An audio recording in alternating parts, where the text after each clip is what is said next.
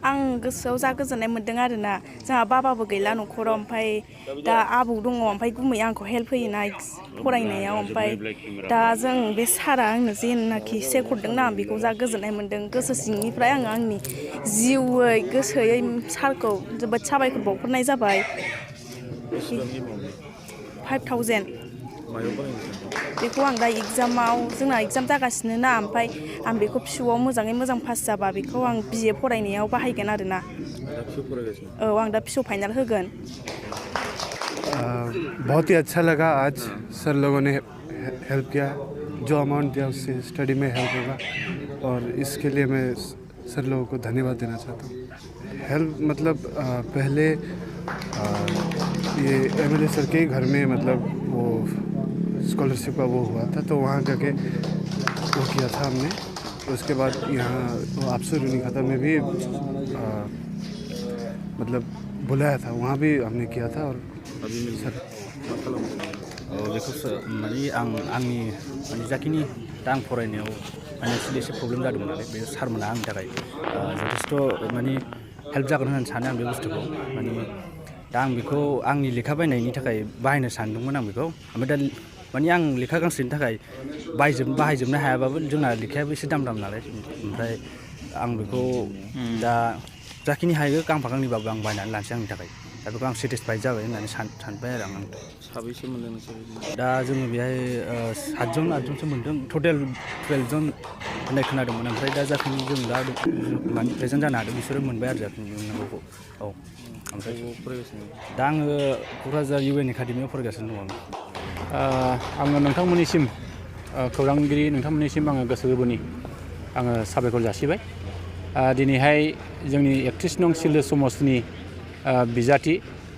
थामहिनबा सोद्रोमा जयन्त बसुमतारी बिथांनि अननायाव दिनैहाय जोङो चिफ मिनिस्टार रिलिफ फान्ड बे फान्डनि गेजेरजों जोङो जोंनि नैबे 12 नं चिरांदुवार ब्लक कमिटिनि सिङाव थानाय 10टा प्राइमारि कमिटिनि सिङाव गासै जोङो 12टा चेक जों राननाय जादों सासेयाव जोङो 5,000 करि जोङो मोननै बिभागाव बाहागोआव जों होनाय जादों मोनसेया जाबाय सोलोंथाइ बिथिङाव जाय फरायसाफ्रा दिनै हाई सेकेन्डारि पास जानानै बिए पास जानानै एमए पास जानानै दिनै फरायगासिनो दङ दा बे बिथांमोननो स्कलारशिप हिसाबै होनाय जादों आरो मोनसेया जाबाय सावस्रि बिफानाव दिनै जायफ्रा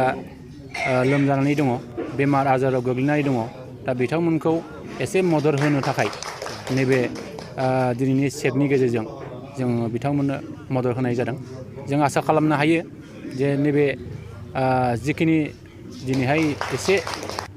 चेक मोनबाय बा अनसुंथाइ मोनबाय दा बेनि गेजेरजों एसेब्लाबो जोंनि फरायसाफ्रा गाव गावनि गोनांथि जानाय मुवाफोरखौ निस्सय सोरजिनानै लानो हागोन आरो जायफ्रा बेमार आजाराव गोग्लैनानै दङ दा बिथांमोनहाबो निस्सय एसेब्लाबो नैबे अनसुंथाइनि गेजेरजों देहा फाहामथाय लानायाव मदद मोनगोन बेखौ जों आसा खालामनो हायो जायखिया नैबे जिखिनि फरायसाफोरखौ सायख'नायाव जोङो मोनसे बिथोन हरनाय जादों जाय फरायसाफ्रा दिनैहाय न'खराव गोरिब रांखान्थिनि आंखालाव गोग्लैनानै दङ जायफ्रा बिमा बिफा गैजाया बैसोरबायदि फरायसाफोरखौ बांसिन नोजोर लाखिनानै नैबे सायख'नायनि जिखिनि हाबाफारि बेखौ खालामनाय जादों आरो जायफ्रा दिनै लोमजा साजा जानानै दङ जायफ्रा दिनै एसे एनै डक्टरनाव नायजानो हानाय बेबायदि मानसिफोरखौ सायख'वालाबानो जायफ्रा न'खरनि रांखान्थिनि आंखाल रांखान्थियाव जुरुला जानाय सुबुंफोरखौ जोङो नैबे सायख'नायनि जिखिनि सिन्था बेखौ खालामनाय जादों जोङो जोंनि नैबे 12 नं चिरांदुवार समस्तिनि सिङाव जोङो गासै दिनैहाय 12टाल' जों मोननो हादों जोङो आसा खालामनो हायो नैबे जानुवारिनि फार्स्ट उइकआव जोङो 200थासो चेक जों निस्सय रानबावनायनि थांखि लादों आरो बेल' नङा जोंहा सुरित फान्ड हिसाबै जोंहा दङ बे सुरित फान्डखौबो जोङो नैबे जानुवारि दाननि गिबि सप्तायावनो जायफ्रा दिनै जोंजों सायख'जाबाय बे सायख'जानाय सुबुंफ्रा